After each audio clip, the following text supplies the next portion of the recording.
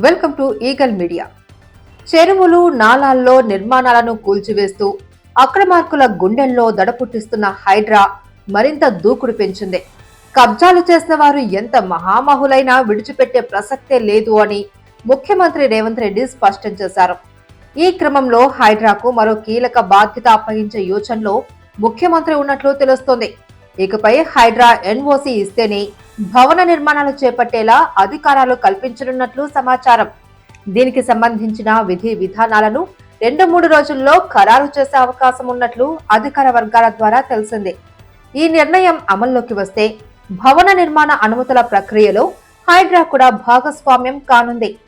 Hyderabad disaster response and assets protection agency నుంచి నిరభ్యంతర ధృవీకరణ పత్రం ఉంటేనే ఇకపై నిర్మాణాలు చేపట్టేందుకు అవకాశం ఉంటుంది.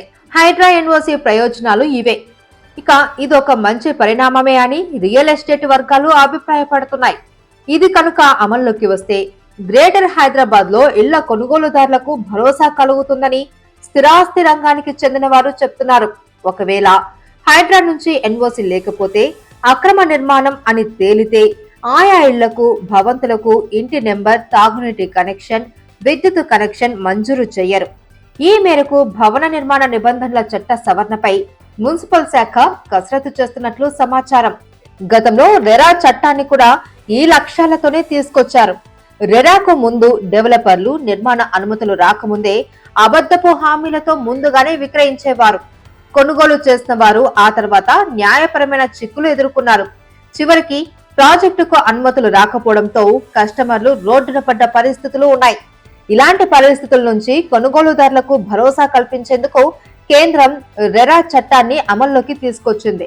రెరా వచ్చిన తర్వాత రియల్ ఎస్టేట్ రంగంలో పెట్టుబడులకు భద్రత కలిగింది, పారదర్శకత పెరిగింది. ఇప్పుడు హైడ్రా ఎన్ఓసి నిర్ణయం కూడా ఇదే విధమైన ఫలితాలను ఇస్తుందని స్థిరాస్తి రంగ నిపుణులు అభిప్రాయపడుతున్నారు.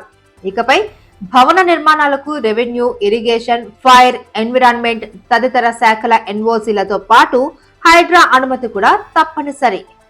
SBI, LIC అన్ని నేషనల్ బ్యాంక్స్ అండి. నేషనల్ బ్యాంక్స్ అని వచ్చి టెక్నికల్ ఆఫీసర్స్ ఉంటారు కదండి. టెక్నికల్ ఆఫీసర్ టీమ్స్ రెస్పాన్సిబిలిటీస్ ఏంటో తెలుసా?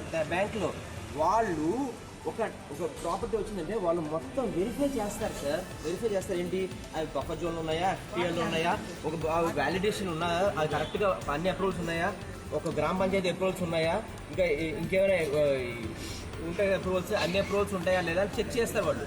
అలాగే లీగల్ టీమ్ అని ఉంటుంది, అడ్వైజర్ టీమ్. వాళ్ళు కూడా ఏం చేస్తారు, ఈ డాక్యుమెంట్స్ అన్ని కరెక్ట్గా ఉన్నాయా, బ్యాంక్ సర్వే నెంబర్స్ ఉన్నాయా, లింక్ డాక్యుమెంట్స్ ఉన్నాయా, అన్ని వెరిఫై చేయాల్సిన డాక్యుమెంట్స్ అవన్నీ చేస్తారు. ఫిజికల్ డాక్యుమెంటేషన్ అన్ని వెరిఫై చేయాల్సిన బాధ్యత బ్యాంక్. ఒక్క నిమిషం సార్ ప్లీజ్ కట్ చేయొద్దు. SBI అనే బ్యాంకు లేదా LIC అనే బ్యాంకు లేదా ఏ నేషనల్ బ్యాంక్ అయినా సరే వాళ్ళు వెరిఫికేషన్ కోసమే పెద్ద లోన్ తీసుకుంటారు సార్. వాళ్ళు వెరిఫై చేస్తారు, నమ్మకం, మన వ్యవస్థ అంత బాగుందన్న నమ్మకం. అలాగే గ్రామ పంచాయతీ అప్రూవల్ కానీ, ఒక మున్సిపాలిటీ అప్రూవల్ కానీ వీళ్ళ మీద నమ్మకం, TPO కానీ వీళ్ళందరూ నమ్మకం చేస్తారని చెప్పి, వ్యవస్థ చేస్తారని చెప్పి సాధారణ మనుషులం సార్. మేము సాధారణ మనుషులము. సాధారణంగా మేము ఎలా తెలుస్తుంది సార్ అది బఫర్ జోన్ అని? ఒకటి సార్ రేవంత్ రెడ్డి గారి అన్నదమ్ముడికే FTL బఫర్ జోన్ అని తెలియని అన్నదమ్ముడు గారికే తెలియకపోతే మా లాంటి వాళ్ళకి ఎలా తెలుస్తుంది సార్? ఒక్క నిమిషం సార్ ప్లీజ్ కట్ చేయొద్దు దయచేసి. ఇంకోళ్ళ వరకు వెళ్ళదు వినండి ప్లీజ్. ఇంత పెద్ద రాజకీయ నాయకులకి తెలియని వాళ్ళది, ప్రభుత్వ వాళ్ళు, లాయర్స్, ఎంతో మంది వేల కుటుంబాలు, 25,000 మంది కుటుంబాలు సార్. 12,000 స్ట్రక్చర్స్ అంటే 25,000, 30,000 కుటుంబాలు ఉన్నాయి. అందులో ఎంతమంది జనాలు ఉన్నారు? దగ్గర 1,00,000 మంది కన్నా ఉన్నారు. ఇంతమందికి తెలియని FTL బఫర్ జోను ఎలా తెలుస్తుందని చెప్తున్నారు? ఇది వ్యవస్థ యొక్క లోపం కాదా? ఒక వ్యవస్థ యొక్క లోపం కాదా అని అడుగుతున్నాను సార్.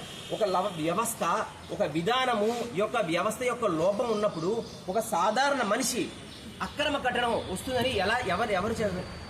మెయిన్ స్ట్రీమ్ మీడియా వాళ్ళందరికీ దయచేసి దండం పెడుతున్నా, నమస్కరిస్తున్నా. ప్లీజ్ మీరు అక్రమ కట్టడాలు అని చెప్పి మీరు నిజంగా చేయడం ద్వారా ఎంత అందరూ ప్రాపగేట్ చేస్తున్నారు సార్. ఎవరికి నిరూపిద్దామని ఇదంతా ఎవరికి నిరూపిద్దామని?